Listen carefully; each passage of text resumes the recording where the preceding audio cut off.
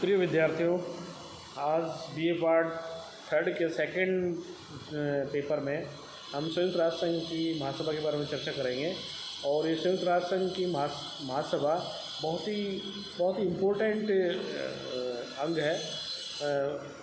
इसके कुल 6 अंग हैं। 6 अंगों में से एक महासभा सबसे बहुत ही महत्वपूर्ण और मतलब एक तरीके से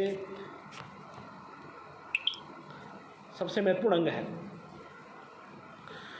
जो अन्य अंग है जिस क्रमशः मैं बताने की प्रयास कर रहा हूँ, पहला है महासभा, दूसरा है सुरक्षा परिषद, तीसरा संन्यास परिषद, चौथा सचिवालय, पांचवा आर्थिक और सामाजिक परिषद और छठा अंतर्राष्ट्रीय न्यायालय। आज हम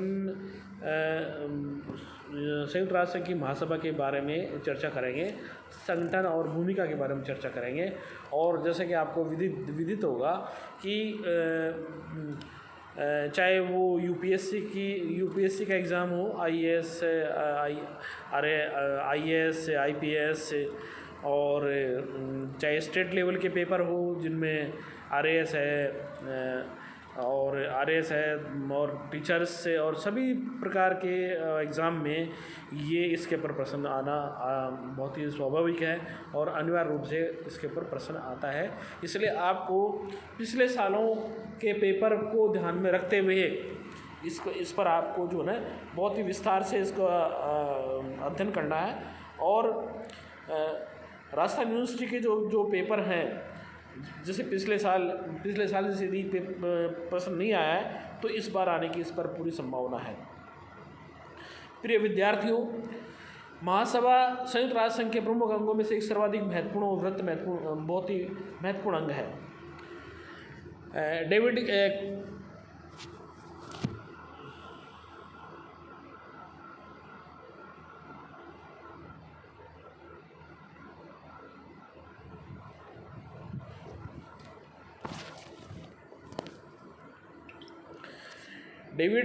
कुशमैन के अनुसार महासभा संयुक्त राष्ट्र संघ का केंद्रीय और प्रमुख अंग है।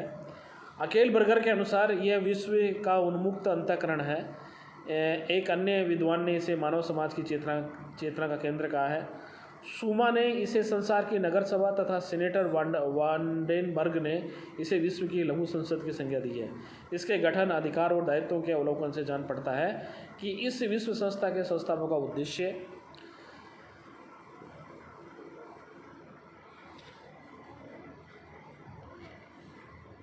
महासभा को एक महान अंतर्राष्ट्रीय नैतिक और राजनीतिक मंच बनाना था। संयुक्त राष्ट्र संघ के समस्त सदस्यों को महासभा में बैठने का अधिकार है। इसका अधिवेशन साधारणतः वर्ष में एक बार होता है और चार्टर के अधिकार क्षेत्र के अंतर्गत सभी विषयों पर विचार करने का इसको अधिकार है। इस संस्था का रूप मानव पार्लियामेंट, ह्यूमन पार्लियामेंट का है। यद्यपि आज भी कुछ राष्ट्र इसके सदस्य नहीं है और चार्टर के अनुसार सुरक्षा परिषद को कुछ स्वतंत्र रूप से अधिकार प्राप्त है। इन अधिकारों के अतिरिक्त संयुक्त राष्ट्र संघ के समस्त अंगों पर महासभा का पर्याप्त अधिकार है। प्रतिनिधित्व, पहला हम इसका पॉइंट लेते हैं, प्रतिनिधित्व। महासभा में संयुक्त राष्ट्र संघ के सभी सदस्यों को प्रतिनिधित्व प्राप्त होता है और प्रत्येक राष्ट्र को एक मत देने का अधिकार है। यदि भी राष्ट्र की अधिकतम जो प्रतिनिधि संख्या 5 हो सकती है, लेकिन एक वोट माना जाएगा। प्रतिनिधियों को वाद विवाद में भाग लेने का अधिकार है, किंतु वोट देने के समय एक देश, चाहे वह कितना ही बड़ा राष्ट्र हो अथवा छोटा राष्ट्र हो, एक ही वोट समझा जाएगा। अर्थात कोई भी देश 5 प्रतिनिधि भेज सकता है, किंतु वोट एक माना जाएगा, चाहे वो बड़ा राष्ट्र हो चाहे वो छोटा राष्ट्र हो। मतदान प्रक्रिया क्या है?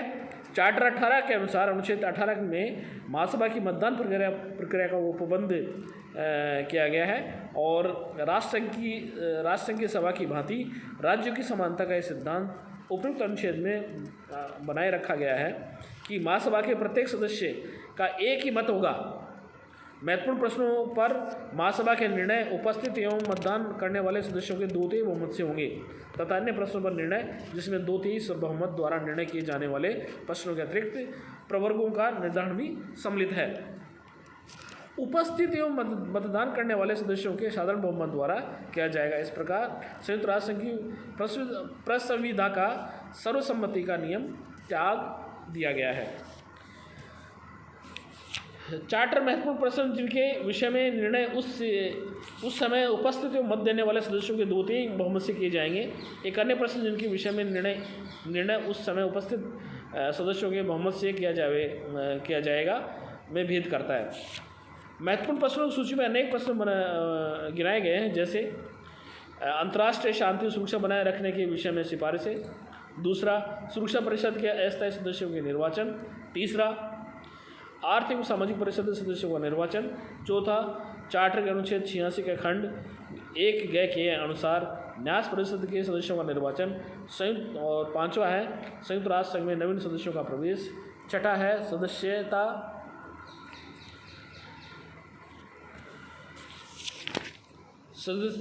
के अधिकारों एवं विशेषाधिकारों का निलंबन। सातवां है सदस्यों का निष्कासन। और आठवां है न्यास परिषद के परिचालन संबंधी प्रश्न। नौवां है बजट संबंधी प्रश्न। यद्यपि नवीन महत्वपूर्ण प्रश्न उपयुक्त सूची में वो बहुमत से निर्णय लेकर बढ़ाए जा सकते हैं। महासभा का वार्षिक अधिवेशन नियमित रूप से सितंबर माह के तीसरे मंगलवार में होता है और प्राय दिसंबर के मध्य तक चलता है। प्रत्येक नियमित सत्र के प्रारंभ में महासभा के नए अध्यक्ष, अब नए अध्यक्ष के बारे में आपको बताऊं कि जो 74वां जो यूएनओ महासभा का जो सत्र था, 74वें सत्र में एक जो अध्यक्ष बनाए गए हैं वो तेजानी मोहम्मद बांडे हैं। और 73वें जो अधिवेशन चला था उसके अध्यक्ष बने थे। 73वें की अध्यक्ष थी मारिया फर्नांडो एस्पिनोसा। तो इस तरह से, और वर्तमान में इसके जो महासभा के जो मतलब संयुक्त राष्ट्र संघ के महासचिव हैं वो एंटोनियो गुटेरेस हैं। तो इस प्रकार से प्रत्येक नियमित सत्र के प्रारंभ में महासभा नए अध्यक्ष और 21 उपाध्यक्ष और अपने 6 मुख्य समितियों के सभापति निर्वाचित करती है। अधिकार और कर्तव्य। सुरक्षा परिषद के अंतर्गत विचाराधीन विषयों पर महासभा वाद विवाद कर सकती है, किंतु जब तक परिषद महासभा के निर्णय की मांग न करे तब तक महासभा निर्णय नहीं कर सकती है। अर्थात सुरक्षा परिषद की मांग पर ही ये निर्णय करती है। सुरक्षा परिषद तथा अन्य अंग अपने वार्षिक कार्य विवरण की रिपोर्ट महासभा के पास भेजते हैं और महासभा में निर्धारित तिथि को इन पर विचार होता है। किंतु महासभा सुरक्षा परिषद की रिपोर्ट पर आलोचना करने के अतिरिक्त हेरफेर नहीं कर सकती है। महासभा द्वारा सुरक्षा परिषद के 10 अस्थायी सदस्यों, आर्थिक सामाजिक परिषद के 54 सदस्यों, न्यास परिषद के अस्थायी सदस्यों का निर्वाचन होता है। अंतर्राष्ट्रीय न्यायालय के सदस्यों को निर्वाचित करने का अधिकार समान रूप से महासभा एवं सुरक्षा परिषद को है। सुरक्षा परिषद की स्वीकृति प्राप्त होने पर ही महासभा नए सदस्यों को पद ग्रहण करने की अनुमति देती है। संयुक्त राष्ट्र संघ के सदस्यों की नियुक्ति भी महासभा सुरक्षा परिषद की सिफारिश पर करती है। संयुक्त राष्ट्र संघ का आय व्यय बजट महासभा द्वारा स्वीकृत होता है, अतः महासभा अन्य अंगों में महासभा का अन्य अंगों पर स्वतः ही आर्थिक नियंत्रण हो जाता है। चार्टर की उपधारा 1 के अनुसार संयुक्त राष्ट्र की सदस्यता का अर्थ है महासभा की सदस्यता। यदि कोई सदस्य संयुक्त राष्ट्र संघ का सदस्य होगा तो महासभा का सदस्य भी होगा।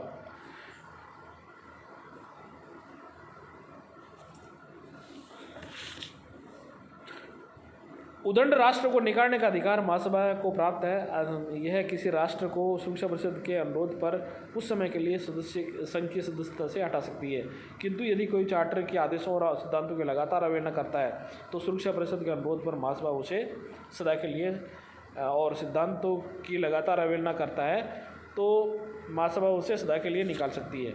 लेकिन अभी तक ऐसा कोई अवसर उपस्थित नहीं हुआ जो राष्ट्र सदस्यता शुल्क 2 वर्ष लगातार अदा नहीं करता, उसे महासभा मत देने का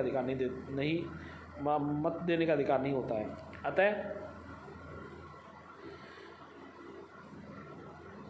किंतु आर्थिक कठिनाई अथवा किसी अन्य व्यवस्था के कारण यदि वह शुल्क बाकी रह गया हो तो महासभा को अधिकार है कि उस संबंध में संतोष होने पर जानबूझकर देरी नहीं की गई है उसे मत देने का अधिकार से वंचित न करें। महासभा के एक ऐच्छिक कार्य। चार्टर के अनुसार महासभा के कुछ ऐच्छिक कार्य हैं, दो प्रकार के कार्य हैं, एक अनिवार्य कार्य और दूसरा ऐच्छिक कार्य है। पहले प्रकार के कार्य जो हैं जैसे शांति की स्थापना, अंतर्राष्ट्रीय शांति खतरे को दूर करना, सुरक्षा तथा निशस्त्रीकरण के लिए संबंध देशों में सहयोग की स्थापना की चेष्टा, ये सब कार्य ऐच्छिक श्रेणी में इसलिए रखे गए हैं कि चार्टर के मंतव्य के अनुसार ये सब सुरक्षा परिषद में पेश हो। इन सभी विषयों के संबंध में महासभा तभी अपना मत निश्चित कर सकती है जब सुरक्षा परिषद इसमें परामर्श के लिए अनुरोध करे। महासभा के अनिवार्य कार्य, महासभा के अनिवार्य कार्य हैं संयुक्त राष्ट्र संघ का बजट पास करना, सुरक्षा परिषद के अन्य संस्थाओं और संगठनों की रिपोर्ट पर विचार करना, न्यास परिषद का निरीक्षण करना, अंतर्राष्ट्रीय सहयोग के उद्देश्य से आर्थिक, सामाजिक, सांस्कृतिक, शिक्षा और स्वास्थ्य के संबंध में अध्ययन व जांच पड़ताल करवाना तथा तद विषयक सिफारिशें करना, और पांचवा, प्रत्येक व्यक्ति के बिना जाति, लिंग, भाषा व धर्म के अनुसार धर्म के मानवाधिकार तथा मौलिक स्वतंत्रता के उपयोग करने में सहायता देना। ऐसा प्रसंग हंगरी के पादरियों के संबंध में तथा दक्षिण अफ्रीका में भारतीयों और अफ्रीकियों की मनुष्यता के साधारण अधिकार से वंचित रखने के संबंध में उठा और महासभा ने घरेलू मामले की दुहाई देने पर भी अपना निर्णय दिया। इस प्रकार चार्टर द्वारा महासभा को इतने व्यापक अधिकार प्राप्त है कि कोई भी अंतर्राष्ट्रीय महत्व का मसला उसके सामने पेश हो सकता है। केवल राष्ट्रों के पूर्णतः घरेलू मामले उसके क्षेत्र से बाहर हैं। यदि संसार के किसी देश में ऐसी सरकार कायम हो जो अंतर्राष्ट्रीय शांति के लिए खतरा हो, तो उसे पड़ोसी राष्ट्र अथवा कोई अन्य राष्ट्र संसार में शांति कायम करने की दृष्टि से महासभा में तत्संबंधी प्रश्न उठा सकते हैं और इस संबंध में आलोचना भी की जा सकती है। इस प्रकार समालोचना का एकमात्र उद्देश्य विश्व शांति में उस राष्ट्र के बाधक होने की समस्या पर विचार करना है। महासभा की कुछ समितियाँ होती है। महासभा की समितियों में पहला है निशस्त्रीकरण अंतर्राष्ट्रीय सुरक्षा समिति, दूसरा है आर्थिक वित्त समिति, और तीसरा है आर्थिक वित्त समिति, तीसरा है सामाजिक और मानवीय संस्कृति समिति, चौथा है विशेष राजनीतिक और अनौपचारिक स्वाधीनता समिति, और पांचवा है प्रशासनिक एवं बजट समिति, और छठा है कानून समिति। महासभा के अधिवेशन, महासभा की नियमित बैठक हर वर्ष सितंबर में दूसरे मंगलवार से लेकर क्रिसमस दिवस तक होती है। इसके विशेष अधिवेशन भी होते हैं, जैसे 1974 में अंतर्राष्ट्रीय विकास संबंधी मुद्दों पर दो विशेष अधिवेशन हुए, 78, 82 और 88 में निरस्त्रीकरण के बारे में 3 विशेष अधिवेशन हुए। साधारण वार्षिक अधिवेशन के अतिरिक्त यदि महासभा के सदस्य बहुमत से अधिवेशन की मांग करें या सुरक्षा परिषद चाहे तो संयुक्त राष्ट्र संघ के महासचिव 15 दिन के अंदर महासभा की बैठक बुला सकते हैं। विशेष अवस्था में सुरक्षा परिषद के 9 सदस्यों के अनुरोध पर 24 घंटे की सूचना पर विशेष अधिवेशन बुलाया जा सकता है। ऐसा अवसर स्विस नेर के राष्ट्रीयकरण के बाद, मिस्र और फ्रांस और ब्रिटेन के आक्रमण के बाद उपस्थित हुआ। शांति के लिए एकता प्रस्ताव,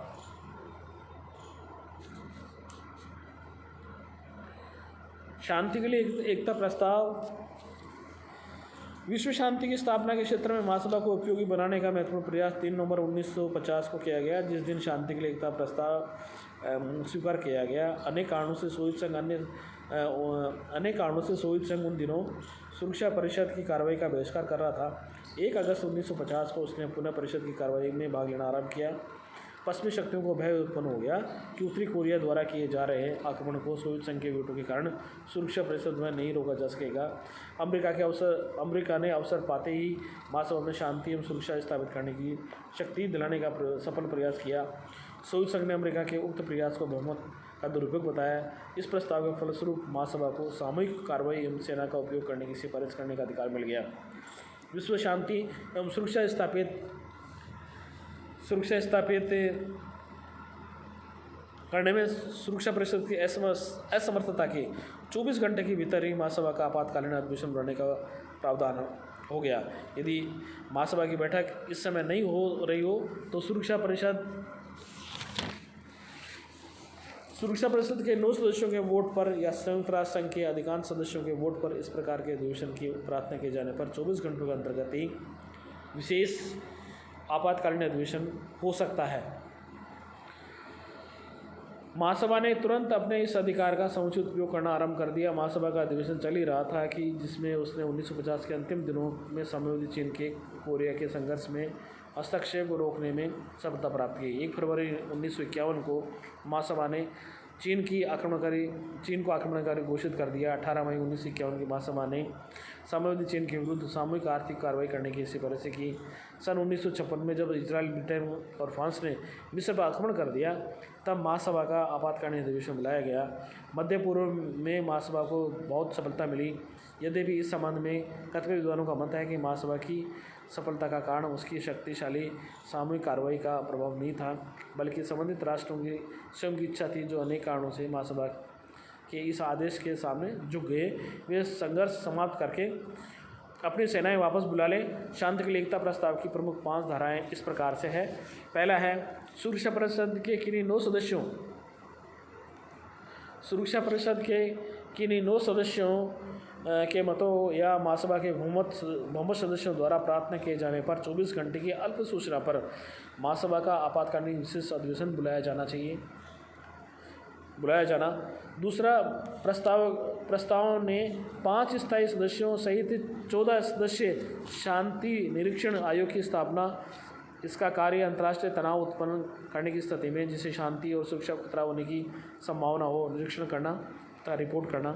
तीसरा, प्रस्ताव ने एक 14 सदस्यीय सामूहिक समिति की स्थापना की।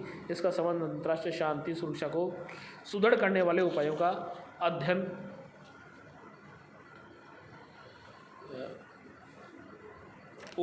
अध्ययन करना है। और चौथा है, प्रस्ताव में सिफारिश की गई कि संयुक्त राष्ट्र के उद्देश्यों के लिए सदस्य अपनी राष्ट्रीय सशस्त्र सेनाओं की टुकड़ियों को प्रशिक्षित, संगठित और सुसज्जित करें। और पांचवा, प्रस्ताव में सदस्य राष्ट्रों से सिफारिश की गई कि संयुक्त राष्ट्र के प्रति निष्ठा दोहराएं, आर्थिक स्थिरता और सामाजिक प्रगति के लिए भी आग्रह किया। शांति के लिए एकता प्रस्ताव का उद्देश्य महासभा को किसी महाशक्ति के विरुद्ध युद्ध संचालित करने के लिए सशक्त बनाना नहीं है। इसका उद्देश्य केवल उन छोटी भिड़ंतों को रोकना है जिसमें कोई महाशक्ति खुल्ला भाग लेना नहीं चाहती। इसके माध्यम से आक्रमणकारी के सामने ये भी प्रदर्शन करना है कि संयुक्त राष्ट्र संघ एक सक्रिय क्रियाशील अंतर्राष्ट्रीय निकाय है। इसका तीसरा उद्देश्य, जहाँ सामूहिक कार्रवाई संभव न हो, प्रभावपूर्ण ढंग से राजनीतिक दबाव डालना ताकि आक्रमण या हस्तक्षेप का प्रतिरोध किया जा सके। इसका उद्देश्य ये भी है कि वीटो के डंक को कम किया जा सके। शांति के लिए एकता प्रस्ताव के पक्ष विपक्ष में भले ही कितने तर्क दिए जाए, किंतु संयुक्त राष्ट्र के प्रयोजनों और सिद्धांतों के आधार पर कहा जा सकता है कि उक्त प्रस्ताव सर्वथा न्याय संगत है। ये निसंदेह कहा जा सकता है कि उक्त प्रस्ताव के अंतर्गत महासभा के शांति के लिए संकट सिद्ध होने वाले शांति भंग अथवा आक्रामक कृत्यों की विद्यमानता पर निर्णय करने का अधिकार है, बशर्ते कि सुरक्षा परिषद अपने प्रारंभिक दायित्वों शांति सुरक्षा के पोषण के पालन में निषेधाधिकार के कारण असफल हो गई हो।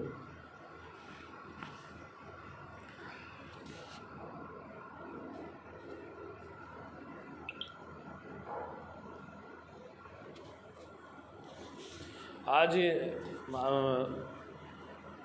लास्ट है छोटी असेंबली।